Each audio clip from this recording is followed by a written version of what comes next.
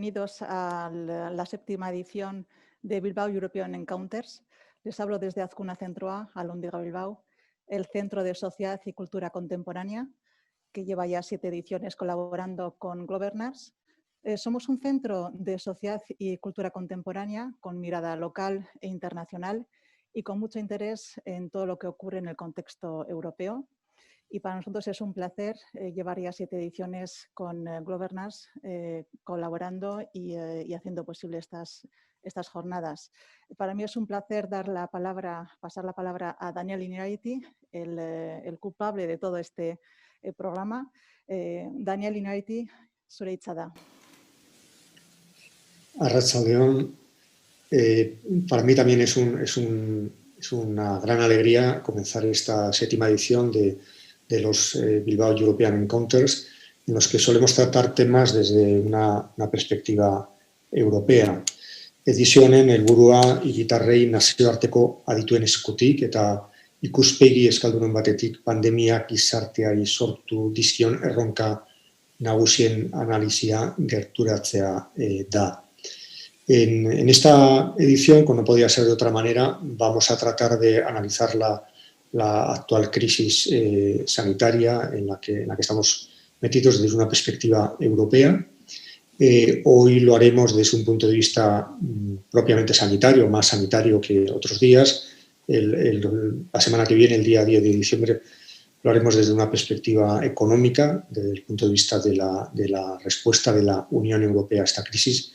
Y el 17 de diciembre hablaremos propiamente de los efectos específicamente políticos de la crisis. Estáis todos invitados a seguirnos en estas mesas redondas. Estos encuentros solemos hacer alternativamente. Un año es un encuentro más de tipo académico y otro año es más divulgativo. Este año es más bien de tipo divulgativo. Y queréis todos convocados y todas a estas mesas redondas. Paso la palabra a Xavier Otxandiano del Ayuntamiento de Bilbao, al que también aprovecho para agradecer el apoyo que siempre nos ha dado a Globerners para realizar esta actividad desde hace ya 7 años. Eskerrik asko. Eskerrik asko Daniel eta Barbara, nire aldetik eta Bilboko alkatearen eta Bilboko udalaren izenean nola ez lehenik eta behin guztioi agurtzea eta eskerrak emotea. Muchas gracias, Daniel, Bárbara. Para mí, en nombre del alcalde de Bilbao, Juan María Aburto, y en nombre de todo el ayuntamiento, es un verdadero placer poder estar en una nueva edición de los European Encounters de Bilbao. Es la 7ª edición, pero compartiréis conmigo que no es una edición cualquiera. La agenda manda más que nunca y abordamos un reto seguramente diferente y más complejo del que abordábamos en las últimas ediciones. Vamos a tener la oportunidad de compartir en breves minutos con la consejera de Salud del Gobierno vasco, que además de compañera puedo decir humildemente que es amiga y a la que le quiero dar un especial agradecimiento y un mensaje de cariño y afecto. Y en todo esto, ¿por qué Bilbao? ¿Por qué Bilbao en estos European Encounters? Bueno, pues porque seguramente los retos que bien apuntaba Daniel, ¿no?, en el ámbito de la salud, en el ámbito económico y también en el político, al final todos confluyen no únicamente, pero sí de manera determinante en contextos urbanos, ¿no? Y ahí es importante cuál es el rol de las ciudades y en eso lo que debemos de hacer por nuestra parte pues es intentar ayudar, sobre todo aprender mucho y mostrarnos a vuestra disposición para esta iniciativa tan exitosa. Nire aldetik besterik ez, eskerrik asko benetan, y a partir de aquí doy el paso a la palabra a la siguiente persona. Eskerrik asko.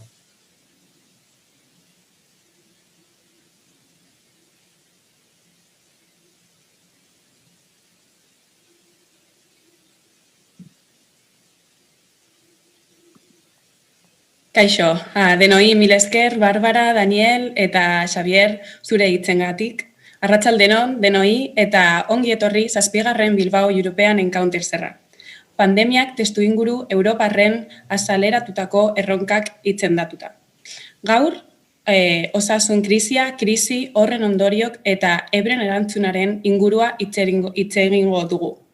decía que bienvenidos todos a esta 7ª edición, como ya hemos dicho, de los Bilbao European Encounters. La verdad es que creo que hablo de parte del equipo de Governance al decir que estamos encantados de poder seguir organizando este tipo de eventos que intentamos abrir el debate a la sociedad, y gracias tanto al Ayuntamiento de Bilbao como a Azcuna Centroa por brindarnos la oportunidad de colaborar con ellos y poder llevar a cabo, incluso en estos momentos de incertidumbre y de dificultad, estos debates públicos.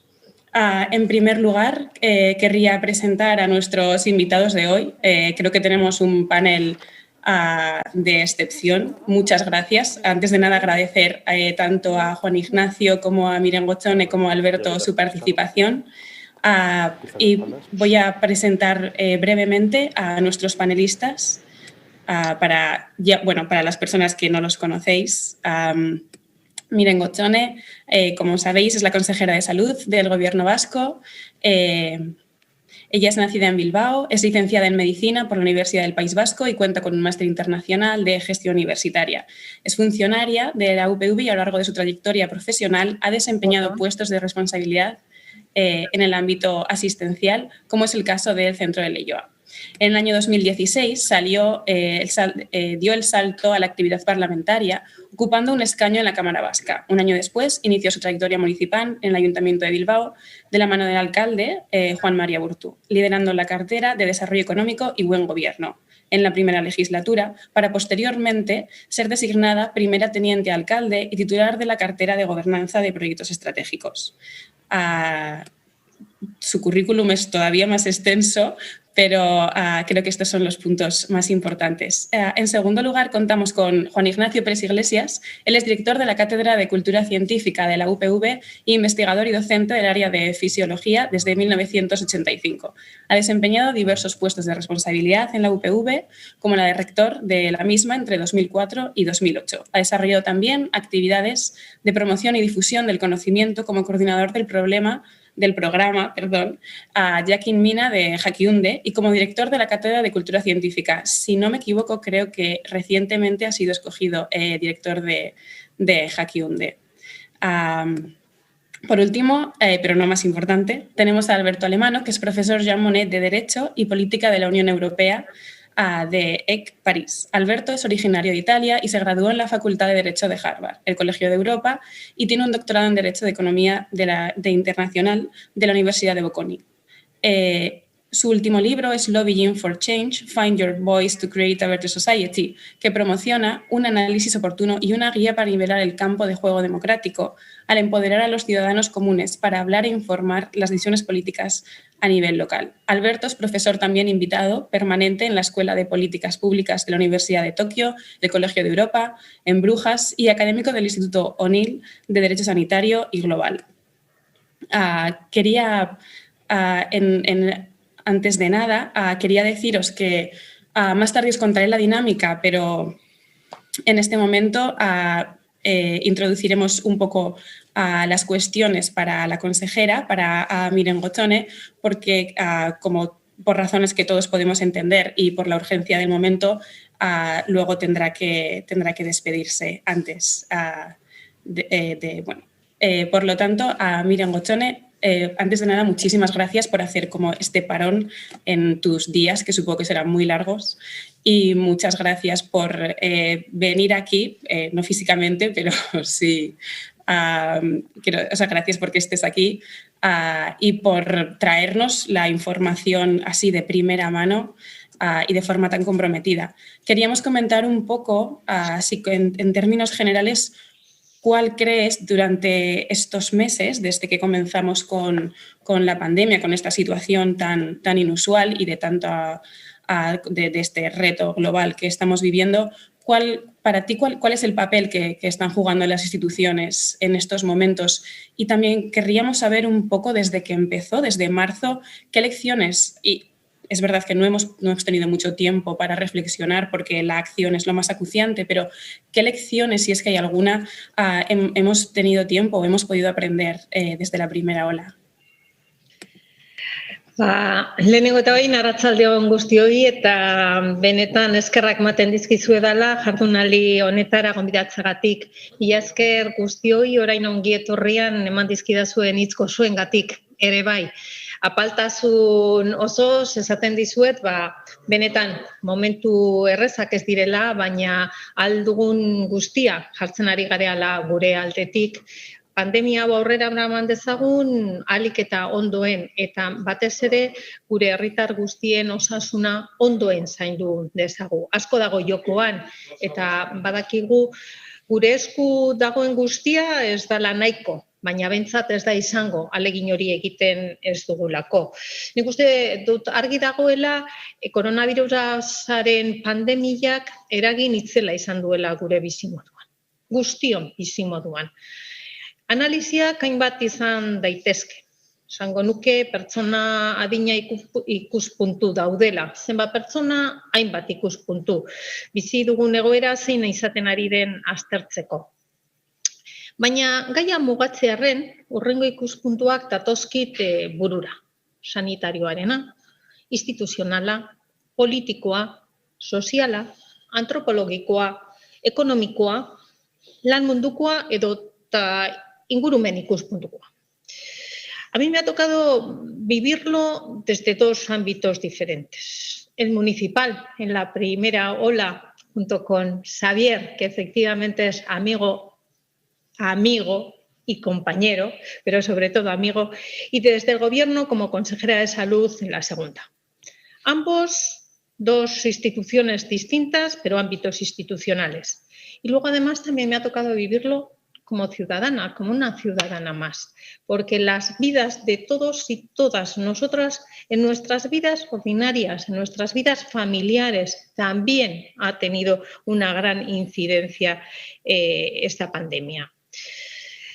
Ciñéndome un poco a las cuestiones que Cristina me planteabas de cuál ha sido el papel de las instituciones en la gestión de la pandemia COVID-19 y qué lecciones hemos aprendido de ello, yo voy a compartir con vosotros unas reflexiones. Muchas de ellas, la mayoría por no decir, son conocidas y también generalmente compartidas.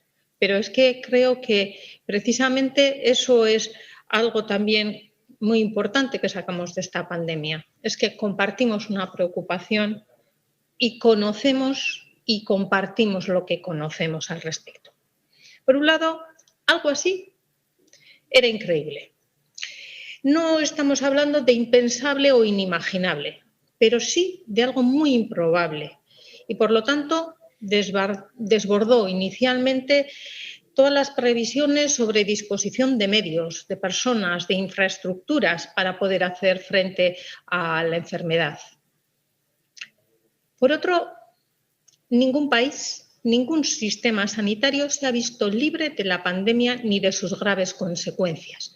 Luego, ha ido más allá de los sistemas sanitarios particulares, ha ido más allá de la situación en salud pública de los países. Hubo un tiempo en el que algunos países, algunas comunidades parecían haber demostrado una gran o una especial eficacia en la prevención del virus, pero el tiempo nos ha demostrado que fue un espejismo porque la segunda ola nos ha igualado a todos. La única diferencia es que en estas últimas se han dispuesto de más meses para elaborar protocolos de seguridad, para dotarnos de materiales adecuados, de equipos de protección individual, de habilitar camas, de convertir lo que antes fue una acción en un plan. Y también porque hemos aprendido a tratar la enfermedad. Virusa erabat ezezaguna zen eta nahasgarria izan da bere portaeran. Gripearekin parekatu genuen eta erratu egin ginen. Udak ez zuen birusarekin amaitu, pentsatzen genuen bezala printzipio batean. Eta libre uztea erabaki zutenek gutxi batzuk sakrifikatzearen kontura gizarte immunizatzeko nabarmen utz egin zuten. Nire ustez, erakundeek pandemiaren aurrean hartutako jarrerak erakunde horiek zuzentzen dituenaren dimentsio etikoaren neurri bat eskaintzen digu. Euskadin, gainerako autonomia erkidegoetan, gure inguruko herrialdeetan, etzen zalantzarik egon. Giza bizitzaren balioa eta osasun sistema publikoaren defentsa beste edozein kontsiderazioaren gainetik. La vida humana y la defensa del sistema de salud público por encima de cualquier otra circunstancia. Otra reflexión es que nos volcamos, por un lado, en la disposición de medios de protección, recursos, infraestructuras, protocolos y medidas de contención de la actividad y la movilidad necesarias para prevenir la enfermedad y atender a las personas afectadas. Por otro, después de unos meses de dudas y contradicciones en la comunidad científica, nos volcamos en la investigación de la naturaleza del virus, las vías de contagio y la elaboración de una vacuna o un remedio. El esfuerzo institucional, la inversión y la colaboración público-privada han sido y están siendo ingentes, tanto como los sacrificios que hemos decidido soportar. Y aquí llegamos a una cuestión que, si bien nos expresa abiertamente, subyace en muchas de las críticas que desde algunos ámbitos económicos, sociales o políticos se hacen oír a las medidas de contención de la actividad y la movilidad para contener el virus. Teniendo en cuenta el número de personas contagiadas, de las que finalmente desarrollan la enfermedad, de las que han de ser hospitalizadas, de las que terminan en la UCI, de las que fallecen, ¿eran y son necesarias medidas como las que estamos adoptando?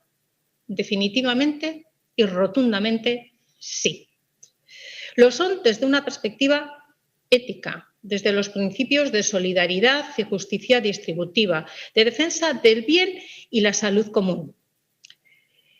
Pero creo que a la larga también lo son desde una perspectiva económica, porque nos hemos dejado caer un sistema porque no hemos dejado caer un sistema tan crucial para la sociedad como es el de la salud, porque hemos sabido trabajar en cooperación, porque hemos entendido que había un bien superior. Y todo esto lo han liderado las instituciones, pero lo que es más importante, lo ha liderado la sociedad en su conjunto, porque ha compartido esa visión. De no ser así, yo estoy convencida de que no habría sido posible mantener las medidas de contención que con más o menos intensidad se han aplicado en todo el mundo. Está siendo una lección difícil lo de aprender a convivir con el virus, porque no olvidemos que estamos intentando aprender a convivir con el virus, porque la erradicación del mismo es un escenario todavía ciertamente lejano. Nunca antes nos habíamos impuesto semejantes limitaciones a la actividad social, ni a la cultural, económica o laboral, en aras a la defensa de la salud colectiva y la salvaguarda del sistema de salud. Esta labor institucional de búsqueda del equilibrio está resultando compleja, pero vislumbramos algo de luz y, sobre todo, la puerta abierta que nos empieza a brindar la ciencia. Como sociedad hemos demostrado fortaleza en los principios, voluntad para asumir los sacrificios y capacidad de colaboración. Y finalmente, el sistema de salud de Euskadi ha demostrado su gran fortaleza intrínseca. De otra manera, habría sido imposible atender como se atendió en la primera ola a las miles de personas que se vieron afectadas por la enfermedad.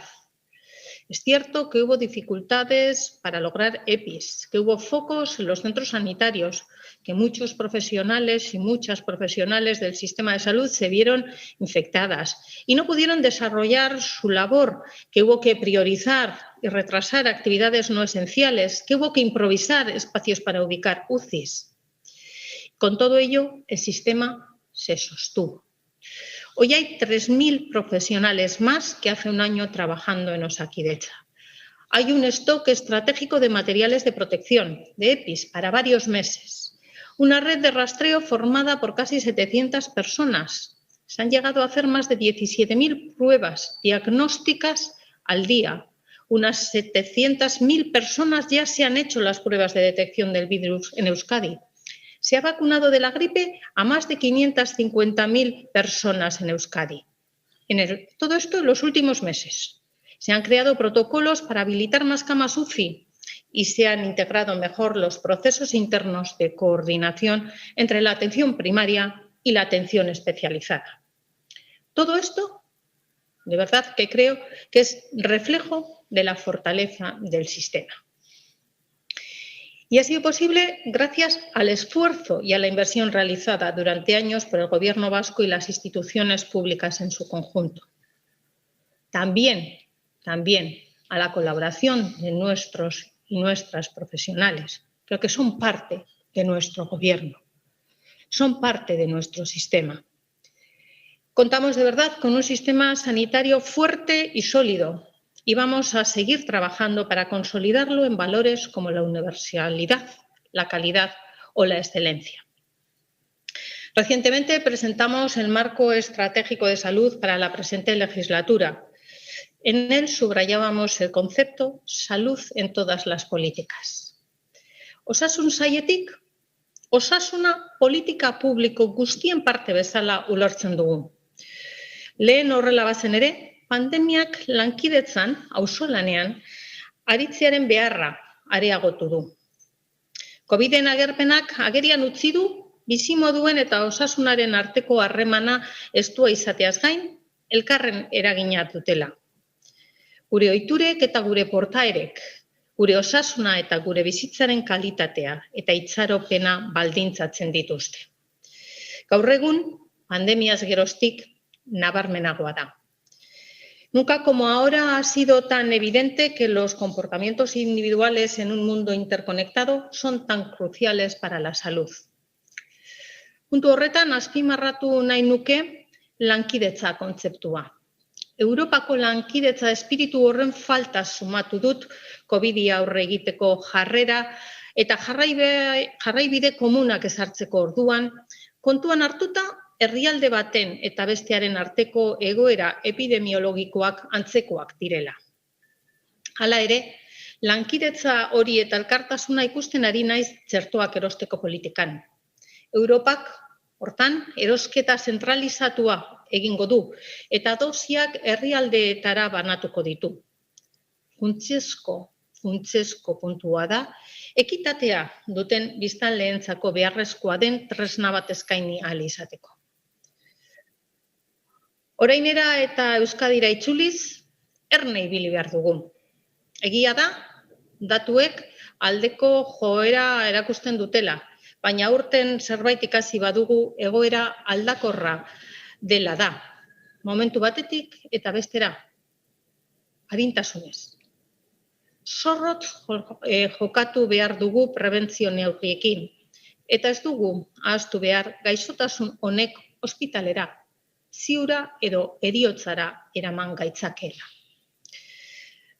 Amaitzeko adierazi nahi nuke, une honetan txertorik onena prebentzioa dela.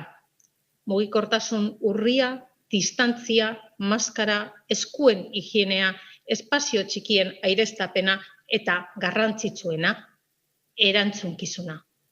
Eskerrik asko.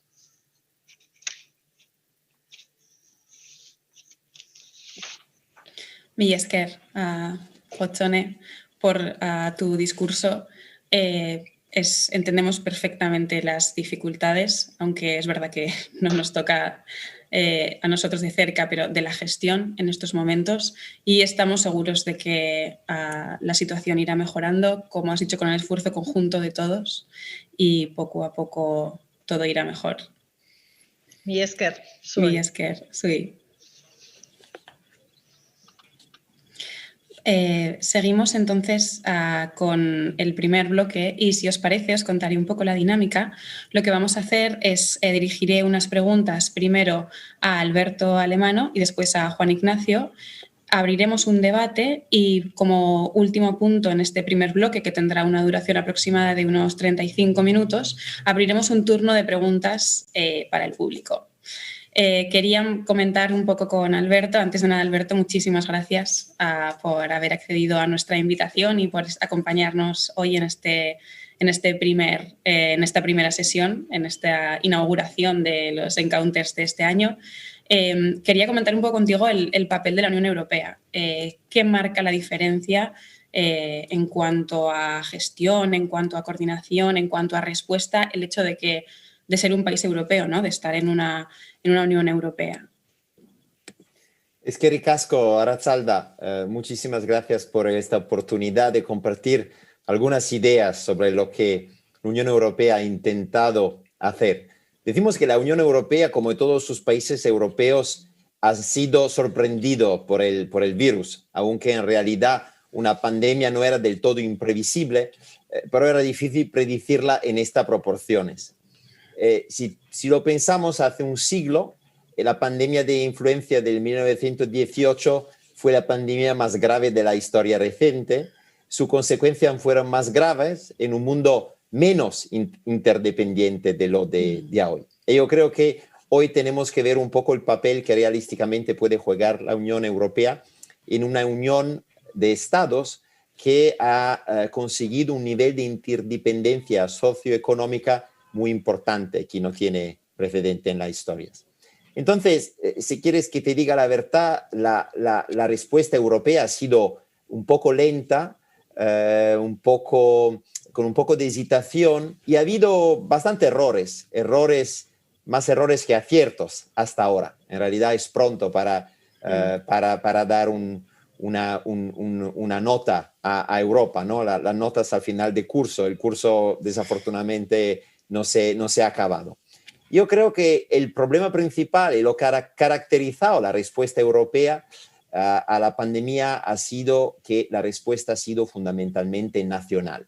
Nacional por una dimensión espacio-temporal. El virus llegó en Europa, en Italia, después se pasó en España, probablemente ya estaba en Alemania, pero hemos tenido una dinámica espacio-temporal que ha creado una dinámica de emulación, de convergencia de la respuesta de los diferentes países europeos. Pero el virus no apareció como un problema europeo, apareció como un problema del Estado-nación.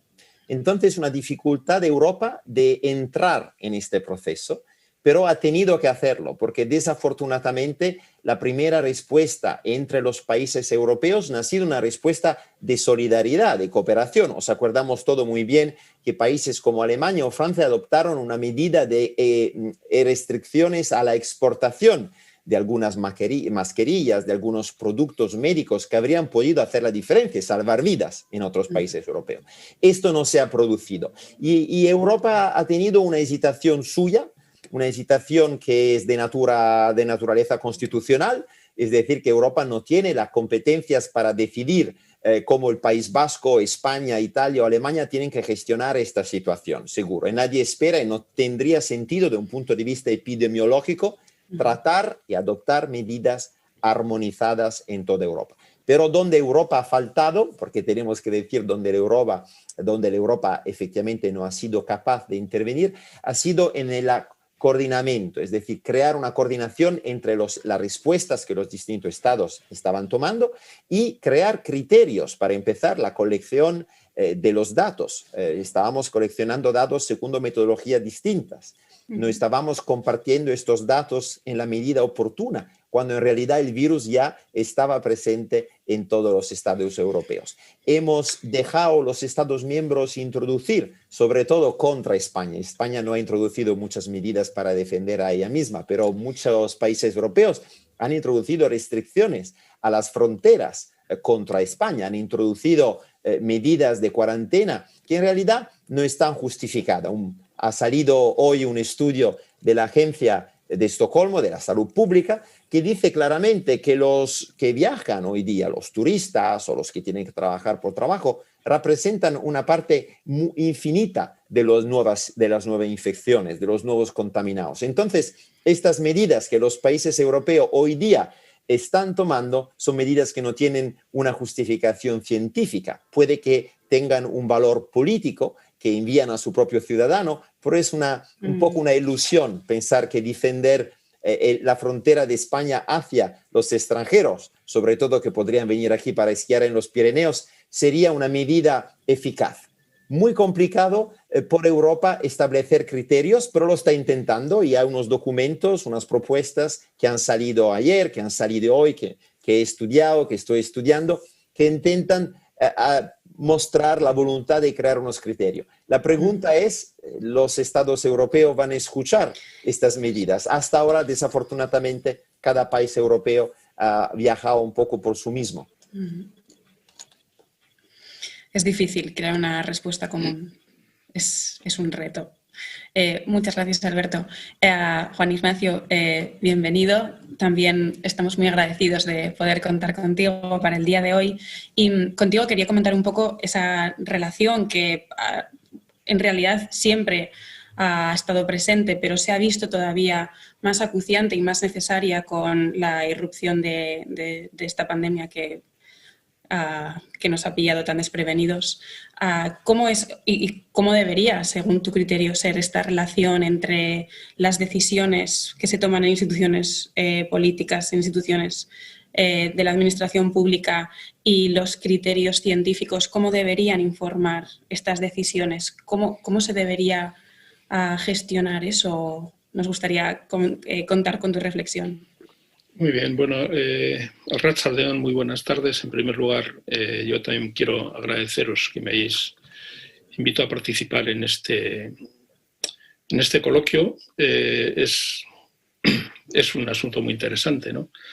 Y acerca del que llevamos dándole muchas vueltas ya durante todos estos meses. Bien, yo creo que la respuesta a la cuestión que me planteas está, en cierto modo, estaba contenida en la pregunta. Has utilizado el término informar, ¿no?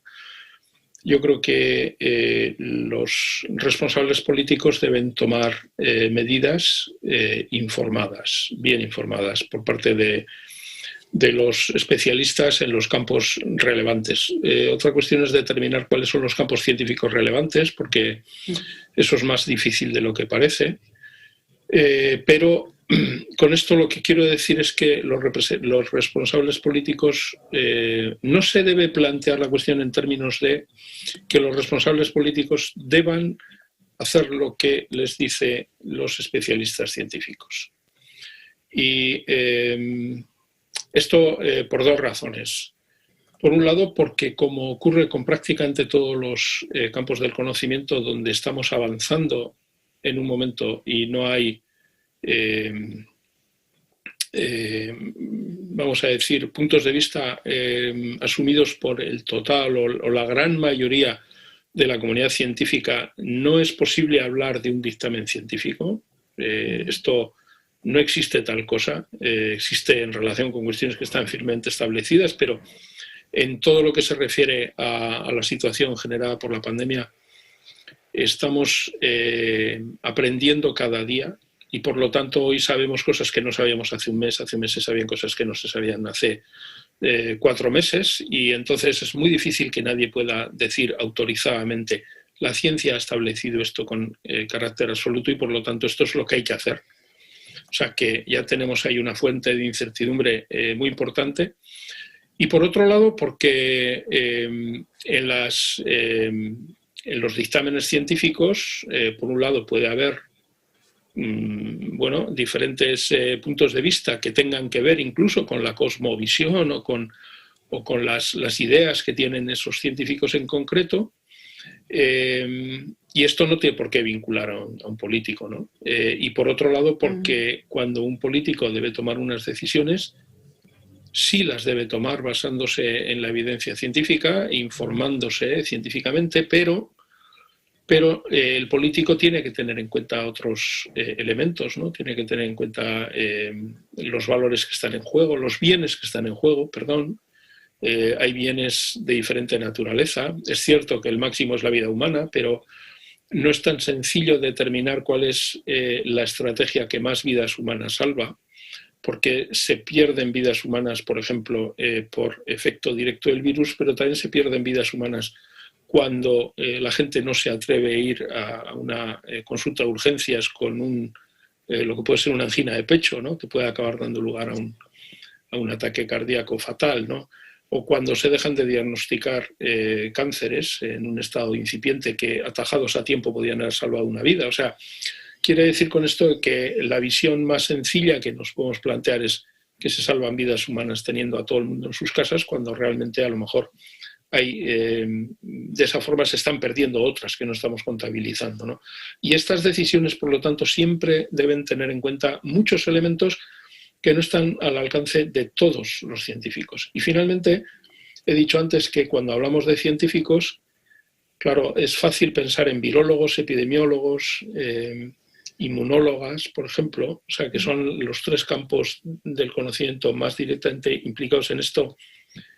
Desde el punto de vista de las ciencias llamadas más, ciencias experimentales, ciencias de la salud, pero no, a mí no me cabe ninguna duda, por ejemplo, que la psicología en general y en concreto, por ejemplo, la psicología social tiene que tener un papel muy relevante.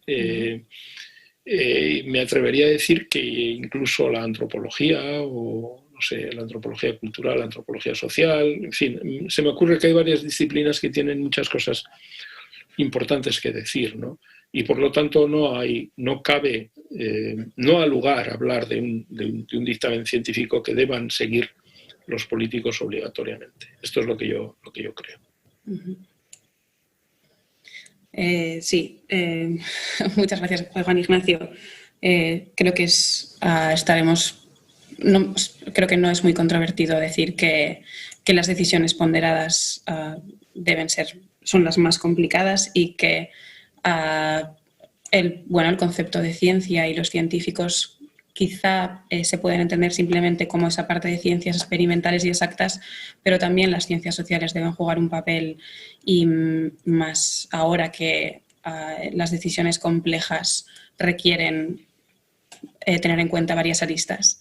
Quería coger un poco vuestros comentarios y meternos un poco más en el tema, y quería saber un poco en vuestra opinión qué creéis que se puede hacer proactivamente, qué más se puede hacer o qué se puede hacer mejor por parte de las instituciones,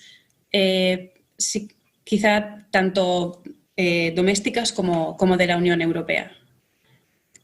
¿Cómo os parece que han funcionado los sistemas de respuesta y coordinación a lo largo de estos meses? ¿Y qué diferencias creéis que ha habido? ¿De qué errores se ha aprendido desde el comienzo, que fue en marzo, aunque es verdad que el virus convivía con nosotros desde bastante antes, hasta este momento? No sé, puede empezar Alberto si quieres o... Perdona, yo he perdido la conexión durante un rato, con lo cual no me he enterado de nada de lo que has dicho.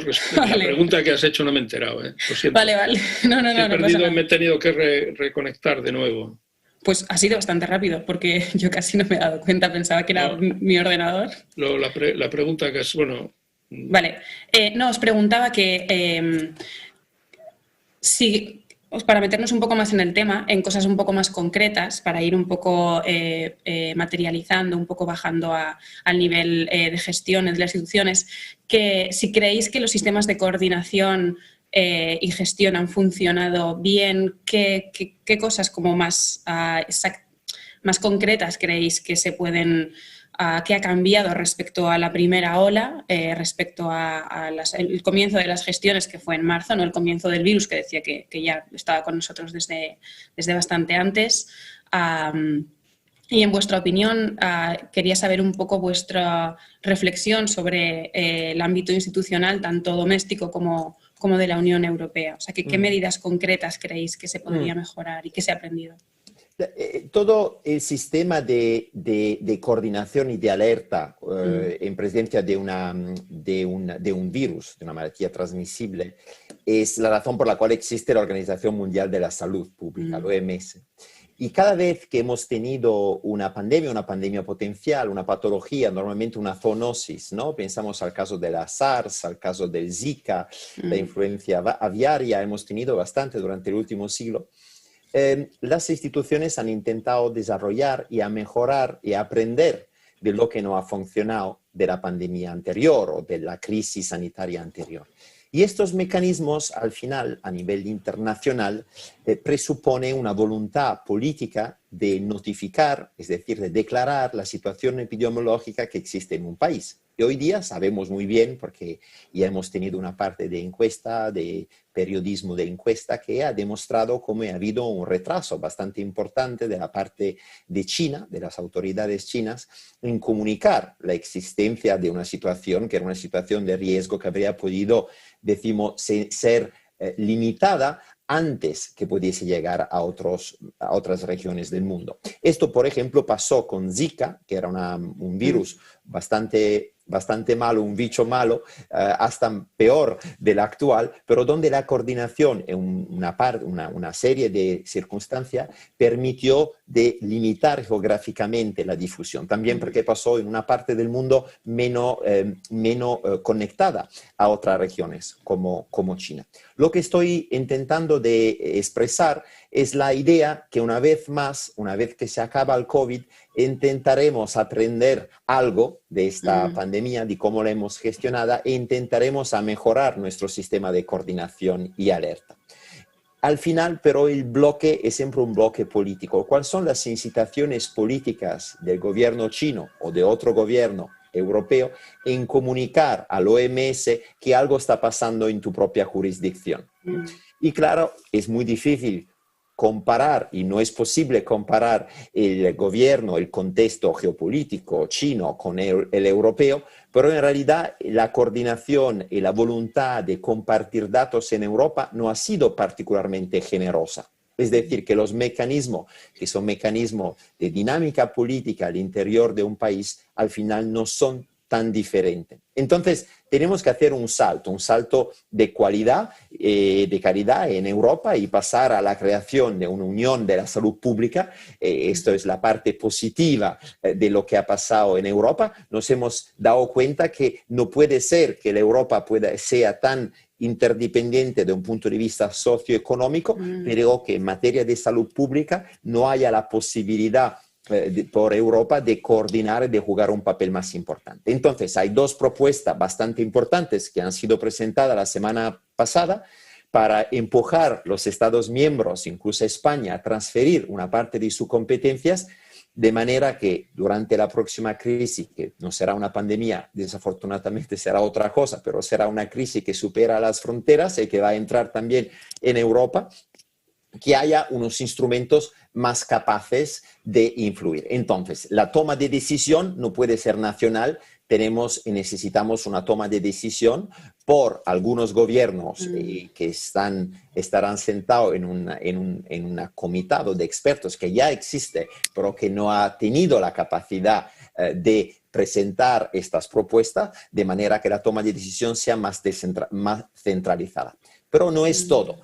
El verdadero punto de novedad que podemos hoy día debatir, hay una parte de los partidos políticos que están dispuestos a debatir, algunos no, es crear una armonización mínima en la capacidad de salud pública de cada país europeo. Si vamos a buscar la raíz de lo que no ha funcionado en Europa, ha sido la imposibilidad de considerar y de conocer la capacidad de salud pública en el sistema de salud, es decir, cuántas camillas tenemos, cuántos médicos, cuál es la capacidad de respuestas en toda Europa. Y podemos ver que hoy día la capacidad es muy divergente, hay mucha divergencia entre un país y el otro. No solamente hay una distinción entre el norte y el sur, entre el este y el oeste.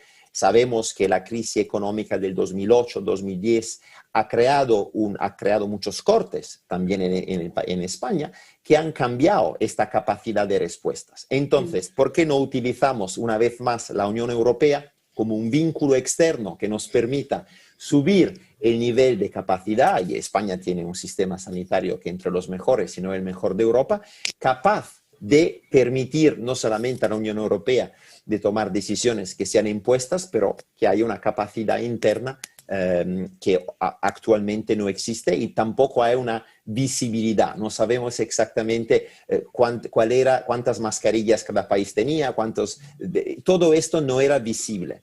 ¿qué pasa si entramos en una Europa donde hay unas competencias de salud pública más fuertes, con más coordinación? Porque la coordinación sencillamente no es suficiente. Tú tienes que coordinar sistemas que sean capaces de responder. Y esto no ha funcionado durante los últimos meses, y es por eso que muchos pacientes franceses o italianos han tenido que entrar en los hospitales alemanes, donde un sistema más descentralizado, un sistema capaz de recoger más pacientes ha funcionado y ha demostrado que este tipo de solidaridad europea puede funcionar, pero ha sido improvisado, no ha sido algo deliberado. Juan Ignacio, ¿te sugieren alguna reflexión el tema de la coordinación entre países europeos? Tienes el micrófono desconectado. Voy a tratar de ser lo más breve posible. A mí esto me genera mucho problema porque, como me ocurre con tantas otras cosas en las que se plantea un contraste, por ejemplo, entre lo que aparentemente pensamos que debería hacerse en el contexto europeo, en la Unión Europea, y lo que también pensamos que se debería hacer, por ejemplo, en el contexto español, ¿no? Durante la primera oleada, desde el punto de vista, por ejemplo, de la Comunidad Autónoma Vasca, nos parecía que las decisiones se tomaron de una forma muy centralizada, sin tener para nada en cuenta o teniendo muy poco en cuenta las contribuciones o los puntos de vista de las distintas comunidades autónomas, pensando además que quién es mejor que los propios responsables autonómicos para conocer la situación de su sistema, hasta dónde puede llegar, qué es lo que hace falta, lo que no, en cada sitio, etcétera, y las circunstancias de cada lugar. Cuando ya se empezaron a tener en cuenta las opiniones y los criterios de las comunidades autónomas fue porque no había más remedio políticamente, y cuando digo políticamente quiero decir por número de votos en el Parlamento, punto. O sea, esta es la razón, no por un convencimiento. Y en ese sentido las cosas en la segunda ola han sido diferentes, porque de hecho durante prácticamente 2 meses el gobierno central estuvo desaparecido y todas las decisiones se tomaban en el nivel autonómico, ¿no? En este caso, aquí en Euskadi demandamos más capacidad, más competencia, más posibilidad de tomar nuestras propias decisiones, pero luego, por otro lado, se está demandando, también se echa en falta una mayor coordinación europea. Yo entiendo que hay una cierta contradicción ahí, ¿no? No es lógico que pensemos que debe haber un sistema más centralizado de toma de decisiones en Europa y a la vez pensemos que en el Estado español queramos que las decisiones se tomen de una forma más descentralizada. A lo mejor no existe esa contradicción, pero a mí me parece que la hay. Entonces, no sé muy bien, porque además creo que esto ocurre en general, con carácter general, no solamente con este problema, ocurre con otros muchos problemas. O sea, otro tipo de decisiones. Lo que ocurre es que, claro, ahora estamos hablando de la pandemia y en unas circunstancias especialmente dramáticas en las que las cosas sean de una manera o de otra pueden acabar conduciendo a que se pierdan más o menos vidas, ¿no? A mí me plantea un problema serio este asunto. Juan Ignacio, yo no veo necesariamente una tensión entre lo que tú presentas y la posibilidad de una centralización europea. En realidad, donde estamos de acuerdo los dos es la incapacidad del Estado-nación, del Estado mismo, de tomar decisiones descentralizadas, porque cuando había mucho COVID en Euskadi y había muy poco en Andalucía, no habría tenido ningún sentido, y estamos de acuerdo, centralizar esta toma de decisión e imponer a todos los españoles de estar sujetos a las mismas medidas. De la misma manera, no tendría sentido que toda Italia estaba cerrada cuando todos los casos estaban concentrados en Lombardía y prácticamente no había caso en Sicilia. Entonces, el problema es imponer este tipo de medidas a un Estado cuando en realidad el tamaño, la escala, no sé cómo se dice en español, del problema es territorial, son los territorios, son las regiones. El papel que Europa puede jugar es decir que el problema que podemos tener en Lombardía y el problema que podemos tener en Euskadi tendrían que tener la misma solución. Son zonas rojas, son zonas que tenemos sobre la base de criterio epidemiológico que justifican la toma de decisión parecidas. y en territorios como Andalucía o en Sicilia, en mi ejemplo, no vamos a intervenir. Y vamos a intervenir siguiendo otro tipo de criterio. Cuando hay el 5% de la población que reside en Sicilia o en Andalucía que tiene casos, entonces ahí entra la medida. Lo que Europa puede hacer es establecer criterios de coordinación comunes. Y entonces después la aplicación va a ser una aplicación que va a estar mediada por los estados y por los gobiernos. Estamos hablando de niveles de gobiernos que compiten, seguro, en un sistema político, pero que es muy complicado, un sistema político donde efectivamente hay una tensión constante entre los diferentes niveles de gobiernos y donde Europa, desafortunadamente, hasta ahora ha tenido que ser muy dependiente del Estado. Entonces no ha conseguido ni jugar su propio papel, que está escrito en el tratado, que es el de la coordinación a nivel de criterios. No sé si te he convencido, pero yo creo que es posible encontrar una coherencia entre la dimensión territorial y la dimensión europea. Es posible, ¿no? Yo no lo sé, que a mí me plantea un problema, pero no digo que sea irresoluble, ¿eh? Simplemente he dicho que me plantea un problema, que sobre todo desde el punto de vista del discurso y cómo trasladar esta a los ciudadanos. Yo creo que no es fácil explicar esta, para mí, vamos a decir, para mí contradicción o, según lo has planteado tú, aparente contradicción. Es donde encuentro la dificultad. No digo que teóricamente no sea posible, digo que no es fácil. Puedo dar un ejemplo muy sencillo. Entonces, imaginamos desarrollar una política que va a definir cuándo una escuela se tiene que cerrar. Podemos establecer, como lo habéis hecho en el País Vasco, como lo puede hacer el Gobierno de Madrid, como lo puede hacer la Comisión Europea en Bruselas, algunos criterios que nos dicen cuál es la condición en la cual tenemos que cerrar una escuela. Entonces, sobre la base científica que es disponible, podemos decidir que el número de estudiantes infectos en proporción al número de las personas que viven en alguna región, una serie de criterios, va a establecer que si estas condiciones están presentes, la autoridad competente tiene que cerrar la escuela. Y tiene sentido hacerlo de manera armonizada porque Europa es una comunidad de vida y de existencia. Entonces, yo creo que nuestros niños en Euskadi tienen que tener la misma posibilidad que en el norte de Italia o en República Checa o en Estonia de estar sujeto a una toma de decisión que es uniforme, porque ya vivimos de manera muy conjunta. Entonces, yo soy italiano, vivo en un otro país, somos más de 20 millones que vivimos así, pero mucho más gente cruza las fronteras. En este espacio hay una expectativa del ciudadano europeo de recibir más o menos un tratamiento y unas políticas que tienen una coherencia en términos de evaluación de riesgo, evaluación de la misma evidencia científica y toma de decisión. Yo creo que esta es una expectativa que está surgiendo, que probablemente es más presente ahora de cuando había en el pasado y que el COVID ha de una cierta manera presentado a más personas. Hemos visto que ahora estamos debatiendo si los ciudadanos europeos pueden o no acceder a las montañas, a los Pirineos, a los Alpes. Y cada país está tomando su propia decisión. Esto es algo que parece una tontería, no es la prioridad ir a esquiar, pero la toma de decisión si tenemos o no tener acceso a los Pirineos, a los Alpes, es una decisión que nos afecta a todos los europeos, porque sabemos que un porcentaje importante del Producto Interior de España también es dependiente de este tipo de actividades. Entonces, no tiene mucho sentido que Austria está abriendo sus montañas, sus pistas, pero Francia está cerrando, España está cerrando, Italia está cerrando. Entonces, ya esta interdependencia nos impone de tomar unas decisiones que tengan una coherencia hacia la expectativa del ciudadano. Sí, pero concurren otras circunstancias que no son solo el criterio. Por ejemplo, en el caso me vale para las pistas de montaña y me vale para las escuelas también.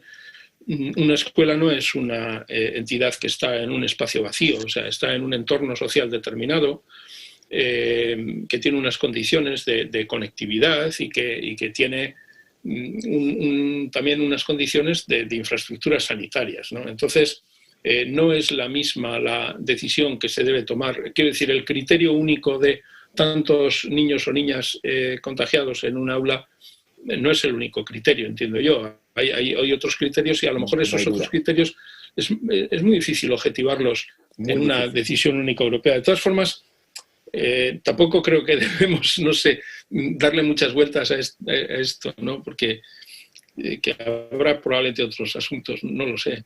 Yo no tengo más criterio que aportar, vaya. Sí, no, tampoco, no es nuestro papel identificar los criterios, pero todas las disciplinas que tú has invocado son disciplinas que pueden aportar ideas para tener 5, 6, 8, 10 criterios que juntos pueden dar una indicación. No hay nada de obligatorio en todo eso, pero la idea de una recomendación podría crear yo creo, más uniformidad. Al final, el motto de la Unión Europea es la unidad en la diversidad. Entonces, esta idea que podemos estar juntos reconociendo nuestras diversidades. Puedo ser italiano, puedo ser europeo, puedo ser de Piemonte y vivir, como me está pasando durante los últimos meses en el País Vasco, todo a lo tiempo. Entonces, la multiplicidad de identidad es parte de la naturaleza europea. Nuestra identidad es ser muchas cosas a la vez.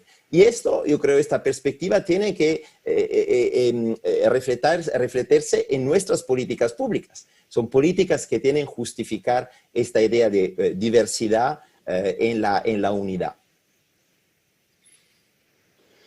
Y cogiendo un poco el tema de los ejemplos, tenemos una pregunta del público que creo que podemos usar para acabar este primer bloque. Nos pregunta un poco vuestras reflexiones sobre cómo ha sido dos de los puntos más problemáticos, al menos en Euskadi, creo que también en España y en otros países, que han sido, por un lado, la gestión de las residencias de personas mayores y la absoluta saturación de la asistencia primaria.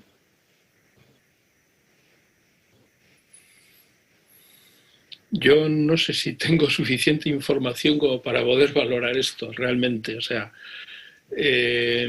tendría que tener datos comparativos y no los tengo, ¿no?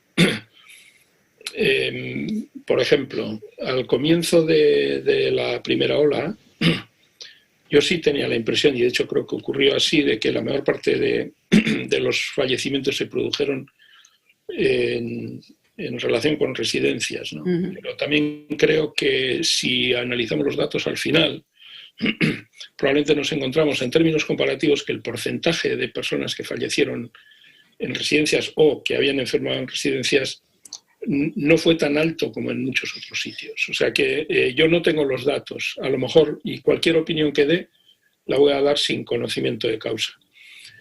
Y luego, en relación con los efectivos de las asistencias primarias, pues francamente no tengo ni idea. O sea, yo he venido a hablar de ciencias, vamos a decirlo así, o sea, de cosas que tienen que ver con la relación con la ciencia, ¿no? El tipo de datos que hace falta conocer para poder opinar con criterio de esto, yo no los tengo.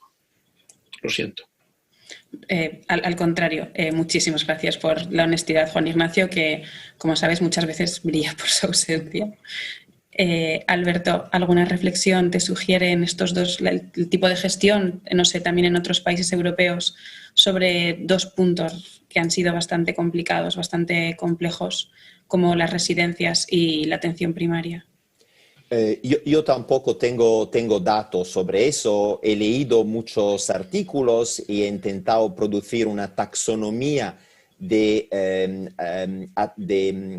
intervenciones que se han adoptado en Europa, en diferentes países. Sabemos que la política dominante ha sido el distanciamiento social, entonces una idea de no farmacológica de la intervención, y que esta filosofía dominante no ha sido aplicada con la misma severidad en los países europeos. Entonces ha habido un primer momento durante la primera oleada, que ha durado mucho tiempo, 2 meses, durante la cual he escrito muchos artículos sobre ese tema en algunos periódicos europeos, para denunciar la incoherencia que el nivel de la situación epidemiológica presente en Berlín o en París o en Madrid eran parecida a un cierto momento, pero los ciudadanos de Madrid no podían salir de casa porque estaban confinados.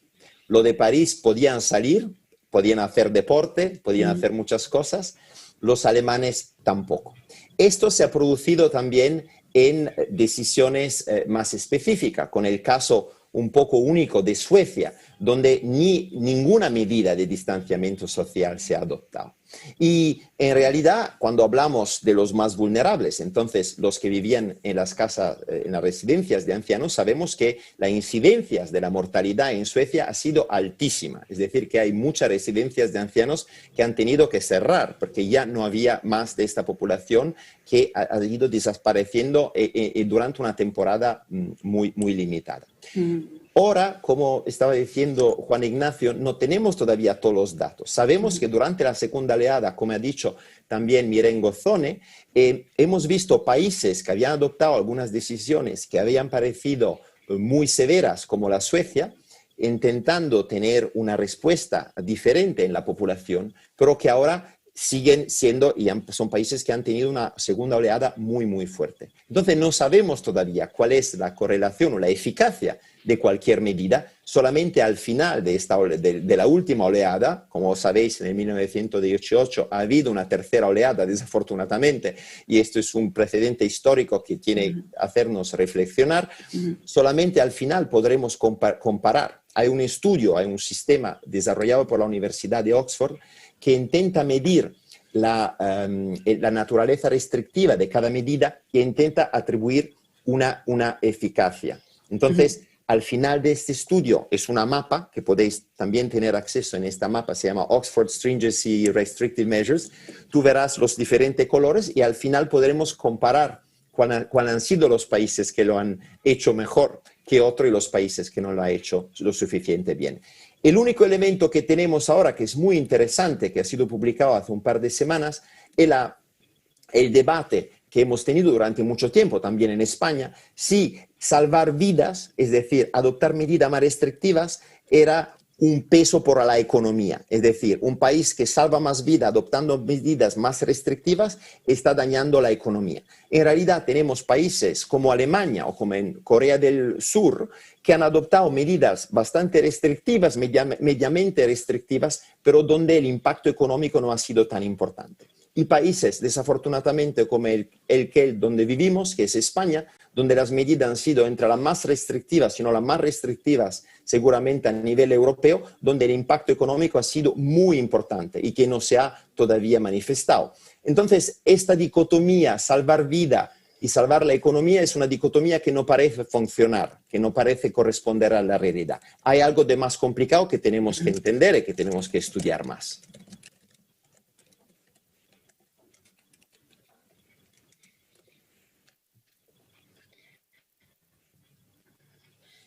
Acabo de mirar rápidamente, Alberto, este proyecto de la Universidad de Oxford, que es como un tracker, un seguimiento de las medidas públicas.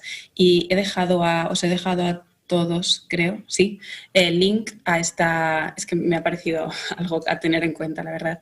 Os he dejado a todos el link en el chat. Si alguien, los que queréis consultar, lo tenéis allá.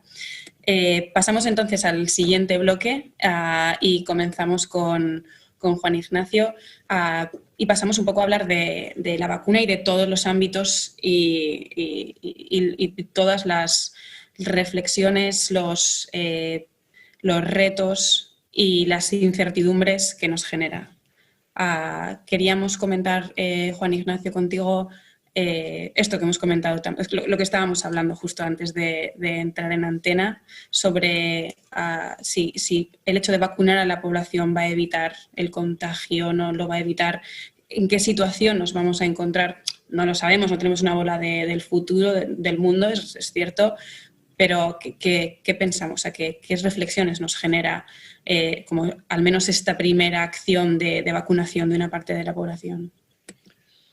Bien, yo creo que con esto hay dos cuestiones que, bueno, no sé, dos cuestiones, probablemente sean más, ¿no? Por un lado, lo primero de todo es que claramente mejor tener vacunas que no tenerlas. Esto, porque abre un camino, ¿no? y enciende una luz. Y parece que hay 2 vacunas en este momento que ya están. Bueno, el Reino Unido la aprobó incluso, la de Pfizer, con carácter extraordinario, en fin, de urgencia. Y aquí, bueno, pues parece que hacia la primavera se va a empezar o quizás antes se va a empezar a vacunar a mucha gente, ¿no? Esto no deja, evidentemente es muy buena noticia, esto está claro, ¿no? Ahora bien, hay varias cautelas, ¿no?, que hay que tener. La primera cautela es que hasta ahora casi todo lo que sabemos son notas de prensa, casi todo. Y las notas de prensa no son publicaciones científicas, se están suministrando datos con cuentagotas, bueno, y entonces habrá que ir viendo un poco cuánto más vamos sabiendo cada vez, ¿no? Segundo, las 2 vacunas que se han desarrollado en primer lugar son vacunas que funcionan mediante lo que se llama ARN mensajero. El ARN mensajero, en realidad, como su propio nombre indica, manda un mensaje. En este caso, el mensaje que manda a las células musculares, se pone un pinchazo aquí en el brazo. El mensaje que manda es un mensaje para que esas células fabriquen una proteína o un trozo de una proteína que es la misma o muy parecida a una que tiene el virus, que le permite engancharse en las células de los pulmones para penetrar en el organismo. ¿Por qué se hace eso? Se hace sencillamente porque de esa manera no hay que inocular a nadie con virus, ni con virus atenuado, ni nada de esto. Se ha podido desarrollar mucho más rápidas que las convencionales. Esto era algo muy importante, tenerlas cuanto antes. No se sabía con claridad si iban a funcionar bien, aunque la teoría decía que sí, y la práctica parece que sí, que funcionan bien. Y básicamente lo que consiguen es que el organismo, al detectar nuestro sistema inmunitario, nuestro sistema de defensa, esas proteínas que son realmente extrañas, porque son las proteínas de un virus, desarrolla anticuerpos contra esas proteínas, de manera que cuando llegue esa proteína que la trae el virus, que es su verdadero propietario, pues ya esté preparado para atacar al virus, ¿no? Y impida que prolifere en nuestro interior. Esta es la lógica de la vacuna. Bueno, la duda que hay, hasta donde yo sé, es que no está claro si esta vacuna va a impedir, o sea, sí parece que impide que enferme quien se vacuna, al menos en un porcentaje muy alto. Esto parece que, si es cierto lo que dicen las compañías, está establecido, pero no sabemos con seguridad si va a impedir que se produzcan contagios. O sea, que una persona pueda pasar el virus a otra hasta cierto punto, ¿no?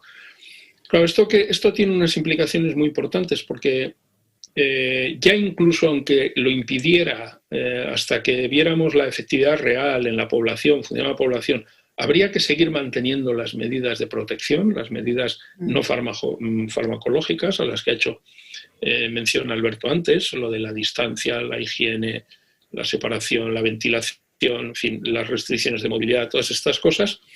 Pero si efectivamente esta vacuna no impide los contagios, pues aunque sí se impide a quien se le vacune que enferme,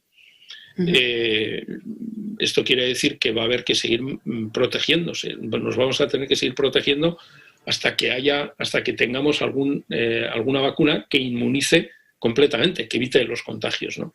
Y entonces habrá que ver si esto es o no posible. Lo cual quiere decir que, de momento, aunque el horizonte parece que se va despejando y estamos empezando a ver esa luz al final del túnel, lo cierto es que esto no nos debe llevar a pensar, como yo creo que a veces mucha gente está pensando erróneamente, es, bueno, como va a haber vacuna, me puedo relajar. No, no te puedes relajar. No te puedes relajar ni aunque haya vacuna, aunque haya no 2, 10 vacunas, hasta que no haya un porcentaje altísimo de la población inmunizada, no nos podemos relajar. Y a mí esta es la parte un poco que me preocupa del ambiente que se genera en relación con las vacunas, que está habiendo mensajes políticos demasiado optimistas, a mi modo de ver, y pueden dar lugar a que se relajen los comportamientos de una forma peligrosa. Y por otro lado, yo creo que va a seguir siendo necesario, y esto es muy importante, el seguir haciendo pruebas, el seguir haciendo, me da igual que sean PCRs o pruebas de antígenos, cada una tiene su contexto, no es que me dé igual porque sean intercambiables, no lo son, pero cada una hay que utilizarla en su contexto determinado.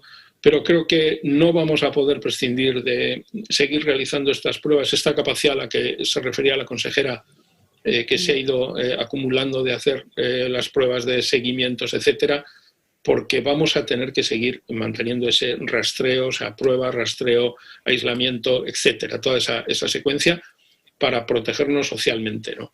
La situación va a seguir siendo complicada, pero es verdad que ahora mismo es más esperanzadora que hace unos meses. Pero yo no insisto en la idea de que no hay que lanzar las campanas al vuelo desaforadamente.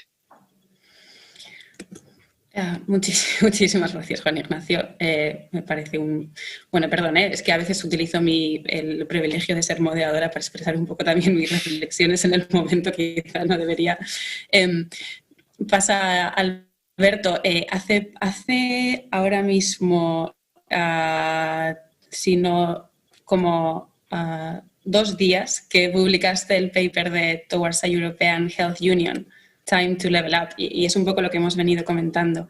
Y en tomando un poco el paper y tus reflexiones en él como referencia, queríamos volver o seguir profundizando contigo también sobre qué tipo de actor en temas sanitarios debería, y sobre todo en foros sanitarios globales, debería ser la UE.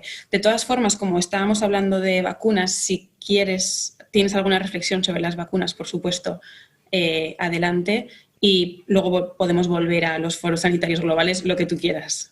Gracias. Comparto las palabras de cautela, el mensaje de cautela de Juan Ignacio, que tiene mucho sentido común, porque hoy día sabemos bastante poco de estas vacunas. Sabemos que la idea de la vacuna está cambiando la percepción de nuestra existencia, está dando un señal muy positivo a los mercados, a nosotros, nos está quitando un poco el cansancio, pero hay un lado negativo que tenemos que descubrir. El hecho de tener una vacuna y saber que una vacuna está llegando, está creando ya un efecto de licencia. El efecto de licencia es darte la posibilidad ya de no ponerte la mascarilla cuando ves algunas personas que podrían pillarse ser contaminada. Y esto es el efecto negativo psicológico que tenemos que considerar. Hay también otras dimensiones. Hay la dimensión más metodológica, que ha sido explicada de manera más competente de lo que podría hacer yo, comparada a la técnica utilizada para probar estas vacunas. Nunca se han aprobado unas vacunas en menos de un año de investigación. Se trata de sistemas de autorización muy cortos, muy rápidos, provisionales. Y el Reino Unido no ha sido más rápido que la Unión Europea. El Reino Unido es un miembro de la Unión Europea hasta el 31 de diciembre y las autoridades británicas han decidido, como habría podido hacer España, Italia o Alemania, de manera temporánea de reconocer esta autorización. Entonces, los británicos están diciendo que es gracias a Brexit que han autorizado, antes no. En realidad también habría podido ser España. Hasta el 31 de diciembre son miembros de la Unión. El otro tema importante que tenemos que hablar es el tema de la distribución de la vacuna entre el norte y el sur del mundo. Ya sabemos que si las vacunas van a funcionar como Pfizer, Moderna y AstraZeneca declaran, si la vacuna llega a los vulnerables en todo el mundo de manera uniforme, es decir, a las personas enfermas, a las personas mayores, la eficacia que va a tener esta vacuna es más importante que si todas las vacunas van al norte del mundo. Hasta ahora, la mayoría de estas dosis van a llegar al norte del mundo. Entonces, ya estamos perdiendo una oportunidad. El otro elemento que está relacionado a compartir cómo vamos a distribuir la vacuna es fundamental. Es decir, tiene que llegar a los más vulnerables. si la vacuna llega a los más vulnerables, efectivamente vamos a proteger los que hoy día estamos intentando proteger. Y la razón por la cual estas medidas de distanciamiento social existen es para proteger a los vulnerables. Es decir, hemos decidido de manera indiscriminada de aplicar las mismas medidas de protección a toda la población. Esta ha sido una decisión política que hoy día, hasta hace pocos minutos, Miren Gozzone ha justificado, nos ha presentado, pero hay algunos, sobre todo algunos que trabajan en teoría política, que trabajan en otro tipo, decimos, de pensamiento que hoy día tiene poca viabilidad política, que dicen, no, tenemos que pasar a medidas que son discriminatorias, que se aplican solamente a las personas vulnerables. Es decir, las personas que tienen más de 65 años tienen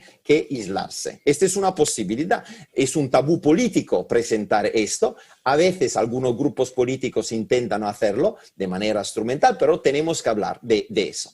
Hoy día, estas medidas indiscriminadas que se aplican a todo el mundo podrían ser menos justificadas si los vulnerables reciben la vacuna. Entonces, lo que quiero decir es que la vacuna, independientemente de su eficacia o de su temporalidad, o si protege o no protege al contagio, comparto lo que decía Juan Ignacio, van a cambiar el ecosistema decisional que el que toma decisión tendrá que tomar en consideración. Entonces, mi predicción, lo que yo pienso va a pasar la próxima primavera, cuando los vulnerables van a estar vacunados, es que la naturaleza de las medidas que vamos a adoptar va cambiando.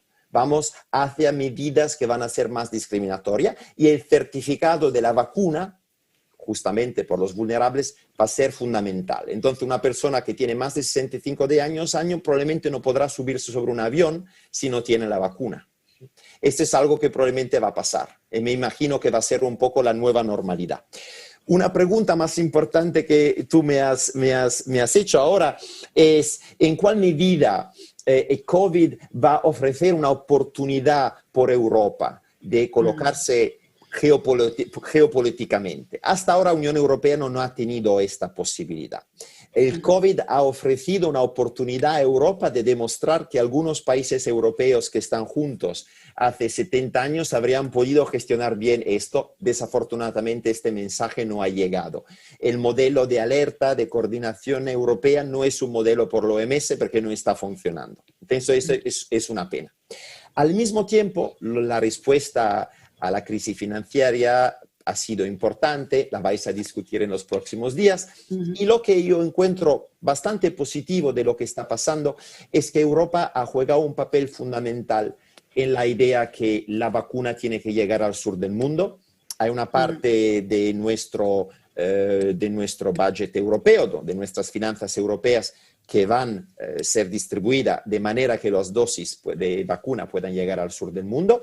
Entonces, hemos adquirido una autonomía, el presidente Macron la llama una soberanía europea hacia los otros países, que ha demostrado cómo Europa ha sido capaz de comprar las vacunas. Como sabéis, no son los países europeos, es la Unión Europea que ha negociado con estas empresas farmacéuticas y que ahora tendría que indicar criterios de distribución. Ella ha dicho cuáles son más o menos los 3 criterios fundamentales en la distribución que cada país tiene que respetar. Eso es exactamente lo que Estados Unidos está haciendo, un país que tiene una historia más larga como país federal europeo, como país federal, y donde se han tomado una decisión clara, donde las vacunas se van a distribuir con criterios objetivos. Entonces, en función de los vulnerables que viven en cada país, en cada estado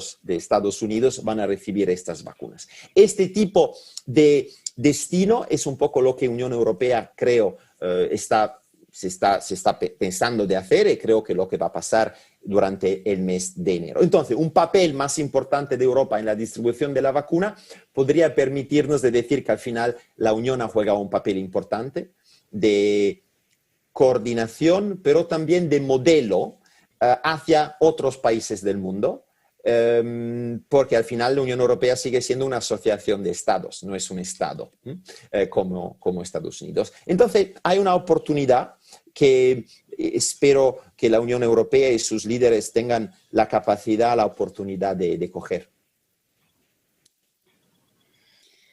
Un reto para variar con la Unión Europea, complejo y que pone en boga las interdependencias que sabemos que son inevitables. Juan Ignacio, perdón, ¿tienes alguna te genera reflexión o si quieres contestar libremente a Alberto? No, realmente no tengo nada que añadir, entre otras cosas porque no es lo mío. Yo estaba viendo no es el chat, en este otro esquema de preguntas y respuestas, una pregunta de Andrés Rasti. Me voy al final de la pregunta. Yo creo que tiene interés comentar esto, ¿no? ¿Cuál es la solución efectiva más allá de constatar el equivocado de su posición con los antivacunas? O sea, se refiere a qué actitud adoptar frente a quienes objetan, ¿no? A la vacuna, negándose a vacunarse. Pues esta es una cuestión que está suscitando mucho debate, es muy interesante porque como estamos hablando de un bien público, pues la salud pública es un bien público, no es la salud de cada uno de nosotros, porque un enfermo es una persona, y sin llegar a estar enfermo, una persona contagiada puede contagiar a otros, y por lo tanto, si disponemos de una vacuna efectiva, el hecho de que la gente no se vacune se convierte en un problema como digo, de salud pública y atentaría al derecho de la ciudadanía en su conjunto a la salud. Esto hay quien propone, por lo tanto, que haya que obligar a la gente a vacunarse, ¿no? Bien, yo no tengo una posición muy clara con relación a si hay que obligar o no, en el sentido de que no sé si, porque hay quienes dicen que la obligación sería contraproducente. Tiendo a pensar que no es bueno obligar, pero es que además creo que no sería necesario. Me explico. Por dos razones. Una, porque yo estoy seguro de que si efectivamente se cuenta con una vacuna que es efectiva y que además de ser efectiva no causa ningún problema, como estoy convencido de que va a ser, porque yo estoy convencido de que no se va a dar ninguna vacuna que pueda causar un problema.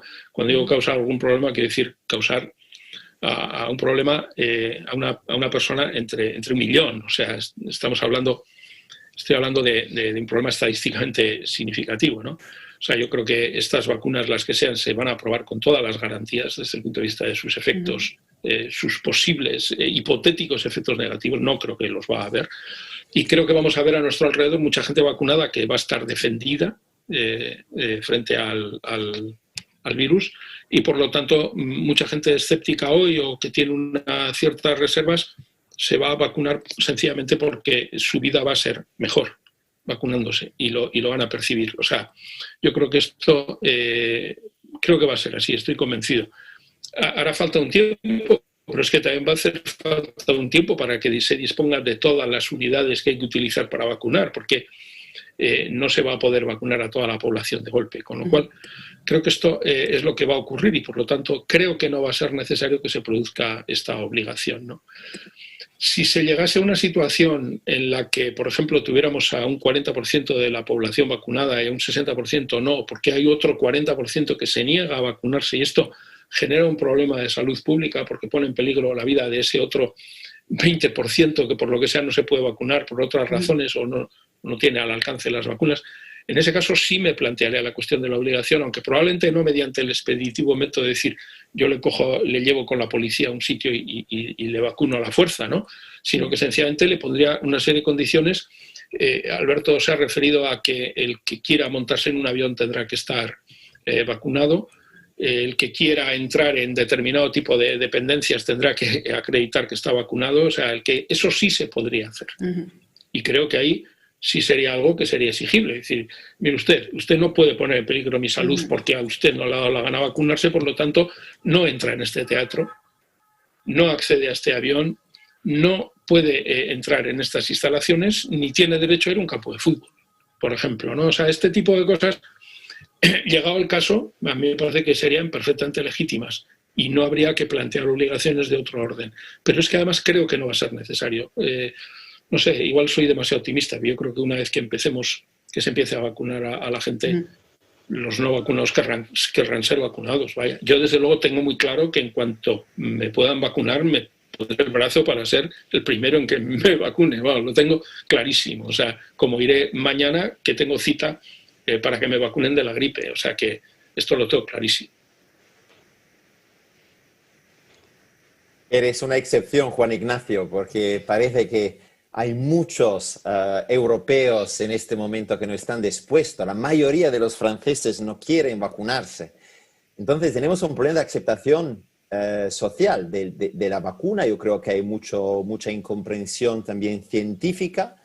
Hay una falta de confianza hacia las autoridades que están aceptando la comercialización en tiempo récord de estas vacunas, efectos secundarios. Hay una comunidad anti-vax muy fuerte, muy presente en canales desinformativos. Entonces, un tema que se añade a un tema preexistente. Hablamos de vacunas, de obligatoriedad de la vacuna durante muchos años. Hemos tenido hasta referéndum en algunos países europeos.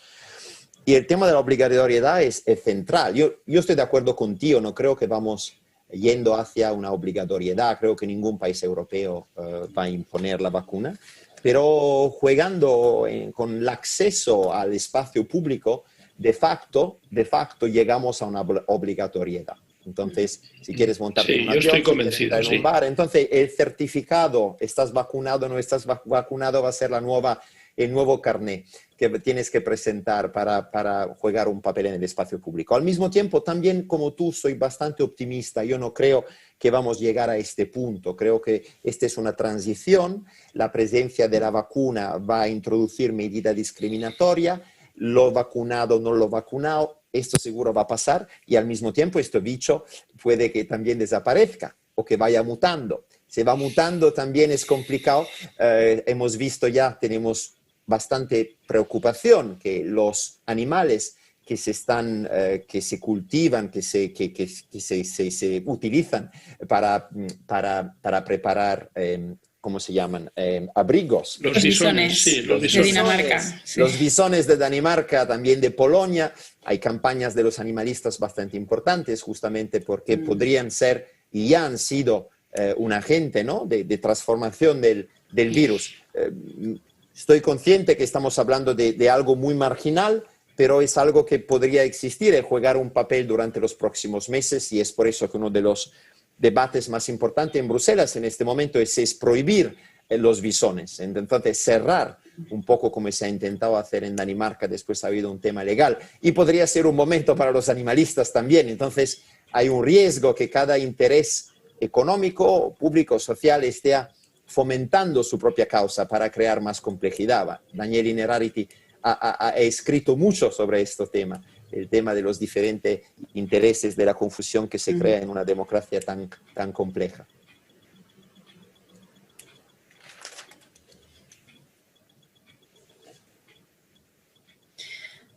No sé si queréis comentar algún apunte final, alguna reflexión final, algún mensaje o idea final con que queréis terminar. Yo dos cosas en relación con lo que ha dicho Alberto de los antivacunas. Por ejemplo, la fuerza que tiene en Francia es verdad. Yo estaba hablando ahora de España, sobre todo. Aquí hay mucha menos oposición a las vacunas. En Francia es mucho más importante. Y, de hecho, allí ha habido problemas, por ejemplo, con el sarampión. Y en otros lugares de Europa también. Quiero decir que esto efectivamente es así, pero creo que eso va a tener el camino que estamos comentando él y yo, ¿no? De que en la práctica la gente se va a acabar vacunando, y en la práctica no sé en cuánto tiempo este será un problema que tenga solución, ¿no? No creo que este virus vaya a desaparecer, porque ya están en todo el mundo, un virus que está en todo el mundo. O sea, el SARS desapareció porque se le combatió rapidísimamente, pero el SARS-CoV-1, que fue el primero, el SARS-CoV-2 ya está en todo el mundo, no se le ha detenido desde el principio, por lo tanto va a seguir entre nosotros. A lo más que podemos aspirar es a que se comporte como los virus del catarro, que hay algunos coronavirus invernales de catarro, o como el de la gripe, ¿no? Acostumbrándonos a vacunarnos con cierta frecuencia, quizás, si no nos da inmunidad para mucho tiempo la vacuna. Pero yo creo que vamos a vivir con él. Ahora, vivir en otras condiciones, mejores condiciones. Y última consideración, quiero insistir mucho en la idea de que todavía no tenemos ninguna solución. No la tenemos, pero también creo que la tendremos y también creo que nos la dará el conocimiento. No voy a decir la ciencia para que no se identifique solo con las ciencias experimentales, sino el conocimiento adquirido de manera rigurosa, el conocimiento que evoluciona y que crece a lo largo del tiempo. Eso lo tengo clarísimo.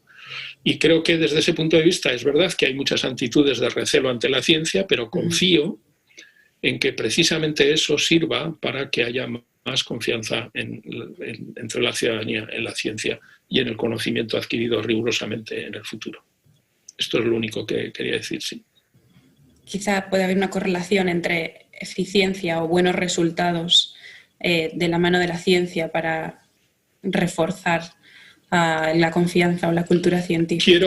Quiero creer que sí, pero también es verdad que si eso aplicara, o sea, si eso fuera así siempre, nadie debería tener ninguna reserva con las vacunas, porque las vacunas son absolutamente seguras, o sea, entonces, y efectivas. Por lo tanto, como ya vemos que incluso así sigue habiendo problemas, no estoy seguro de eso, ¿no? Pero también creo que esto nos debe llevar, y ahora voy a barrer para casa si se me permita, esto nos debe llevar a poner cada vez más esfuerzo en hacer más y mejor pedagogía científica a la población. Más y mejor. Y digo más y mejor porque no es solo más, es también mejor. Creo que todavía no somos suficientemente buenos transmitiendo a la población nociones científicas que en este tipo de contextos son importantes y la gente debería tener. Y eso es un terreno que tenemos que seguir trabajando. No basta con invertir en conocimiento, en ciencia, no basta con invertir en vacunas, en biotecnología, en salud. No, hay que invertir también en comunicación y en pedagogía de estas cosas, porque de otra forma la gente no se va a sentir concernida.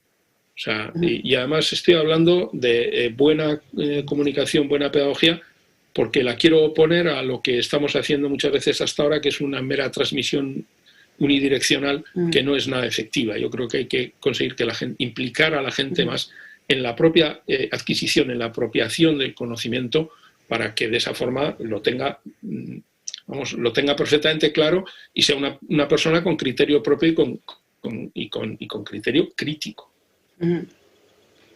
Muchísimas gracias, Juan Ignacio.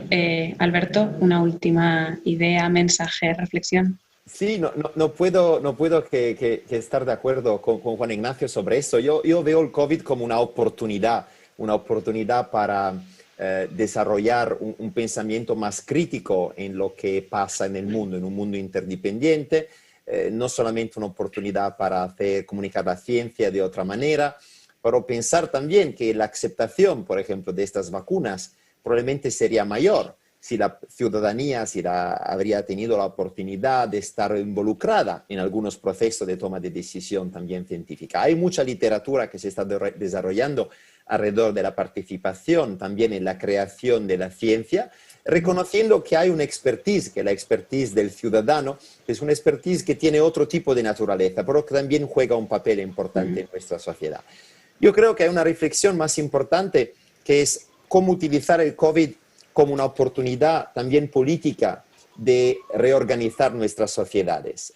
Hay muchos estudios ya que comprueban que al final hay una correlación bastante clara entre el sistema económico de explotación del planeta, el desarrollo de zoonosis, de patologías animales, que siempre más se están trasladando a los humanos. Entonces, hay algo que tenemos que estudiar ahí, y si todo lo que estamos leyendo, lo que estamos viendo demostrado, tuviese que probarse como comprobado, esto no podrá que tener un impacto sobre nuestros comportamientos, sobre nuestras expectativas hacia el mercado, hacia el Estado, porque al final de eso se trata. Este es un mensaje. A mí me gusta, puede de una manera un poco metafísica, imaginarme que el COVID sea un mensaje que el planeta está dando a la humanidad. Un sistema que efectivamente ha sido muy positivo durante un tiempo limitado de tiempo, pero donde mucha gente ha conseguido, gracias a un sistema neoliberal capitalista, finalmente de acceder a más medios, a educarse, pero que al mismo tiempo ha tenido un coste social que no estamos internalizando. Y eso es el tema del cual estamos debatiendo. ¿Cuál es la medida, cuáles son las políticas, lo que llamamos el Green New Deal, que puedan al final mostrar al ciudadano, al consumidor, que cuando compra un producto, el precio de este producto no está reflejando el coste social que ha sido necesario para crear el producto, para poderlo producir. Porque hay una parte muy elevada de este precio que ha sido un poco dejada en el aire, en una contaminación del agua, del aire. ¿Cómo podemos internalizar todo eso? Yo creo que todos esos elementos juegan, si lo podemos poner junto, pueden tener un papel de explicación a mucho de lo que está pasando. Entonces hay un papel para todos, para lo que estudian, para lo que piensan, para lo que critican el sistema y para todos nosotros como ciudadanos, ser más curiosos, ser más críticos, hacer preguntas, porque después del COVID, desafortunadamente, todo es posible. Sí, de hecho, en cuanto a los índices de contaminación y las predicciones sí, es verdad, parece que hay una relación bastante unívoca o directa entre sostenibilidad y salud. Bueno, me quedaría como horas hablando con vosotros, pero como no es posible y les prometimos a los espectadores que acabaríamos a las 8, antes que nada, bueno, muchísimas gracias Juan Ignacio y Alberto, de nuevo, por estar hoy con nosotros. La verdad es que ha sido un placer y espero que los espectadores hayan disfrutado al menos tanto como yo de esta conversación, de este debate. Sin más, deciros que el próximo diálogo será el día 10 de diciembre, o sea, la semana que viene. También será desde las 6:30 hasta las 8. Os podéis inscribir de la misma manera que os inscribisteis a este. Seguramente también habrá gente inscrita porque escoges la opción. En él hablaremos sobre la respuesta económica a la crisis sanitaria de la mano de la Unión Europea. Y para ello contamos con Lidia Brun, con Cristina Monge y con Pau Solanilla. Estarán moderados por Cristina Manzano. Lo dicho, muchísimas gracias, Juan Ignacio y Alberto. Ha sido un placer. Muchas gracias a todos y hasta la próxima. Muy bien, muchas gracias. Un placer. Muchas gracias. Un placer.